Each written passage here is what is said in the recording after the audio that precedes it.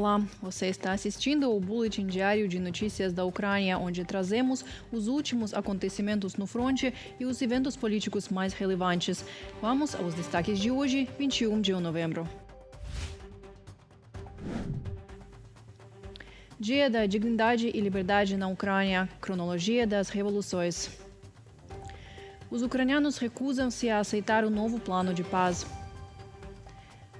Zelensky e Trump podem discutir o plano de paz na próxima semana. Tudo começou em 21 de novembro de 2004.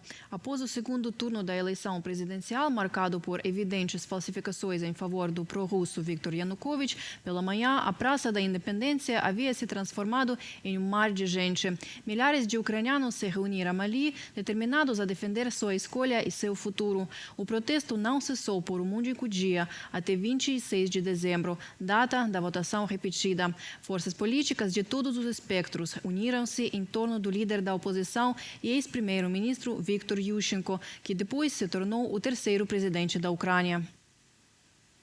9 anos depois, quase no mesmo dia, a Ucrânia se encontraria à beira de outro momento histórico, o início da Revolução da Dignidade.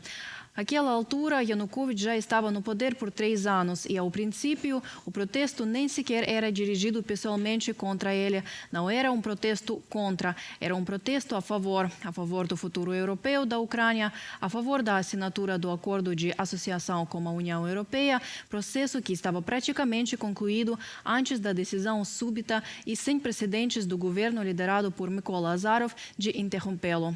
Mas o Maidan mudou rapidamente. Após a brutal agressão contra estudantes no final de novembro de 2013, o povo passou a exigir justiça. E depois das primeiras mortes, depois dos disparos em massa, todo o país se levantou contra o regime de Yanukovych.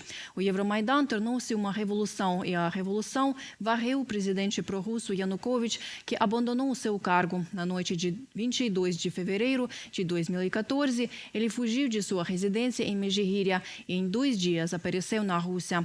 Desde então, a propaganda russa continua a chamar o governo ucraniano de regime de Kiev. Enquanto isso, ainda antes da fuga de Yanukovych, em 20 de fevereiro de 2014, a Rússia invadiu a Crimeia e deu início à sua operação para ocupá-la, lançando semanas depois a guerra no Donbass.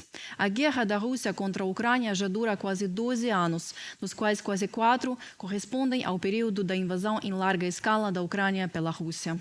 Nesta data, hoje, os ucranianos prestam homenagem ao patriotismo e à coragem dos cidadãos que, no outono de 2004 e entre novembro de 2013 e fevereiro de 2014, se ergueram em defesa dos valores democráticos, dos direitos e das liberdades humanas e civis, dos interesses nacionais do Estado e de sua escolha europeia.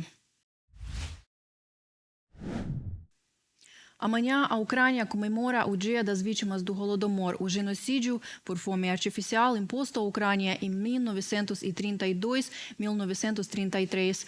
Naquele período, o regime totalitário do comunismo soviético forçou milhões de ucranianos a morrer de fome, confiscando toda a comida e colheita. Os comunistas soviéticos reprimiram brutalmente qualquer tentativa de resistência. Hoje, em meio a mais uma guerra de agressão russa contra a Ucrânia, os ucranianos lembram a história e compreendem plenamente o que significa a política russa de terror. A luz, ou mais precisamente a sombra de tudo isso, torna-se perfeitamente compreensível porque a Ucrânia se recusa a aceitar o chamado plano de paz, que tem provocado um verdadeiro frenesi midiático com veículos divulgando especulações e supostos rascunhos de seus pontos. Vice-representante permanente da Ucrânia, Kristina Hayovyshin, ao se pronunciar no Conselho de Segurança da ONU, reiterou igualmente as linhas vermelhas do país.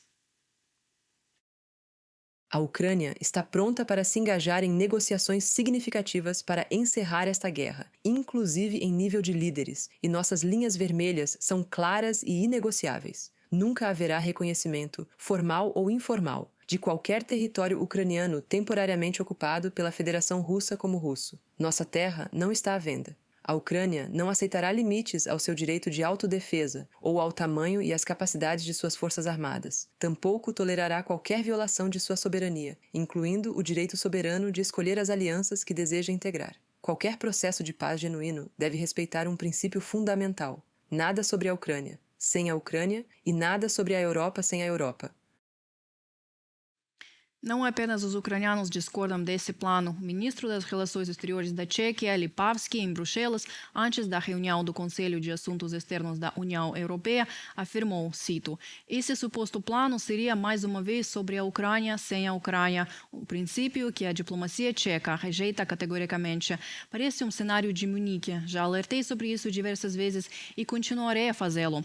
Na União Europeia, rejeitou-se o novo plano de paz, cuja elaboração não contou com a participação de nenhum ministro europeu, informa a Político.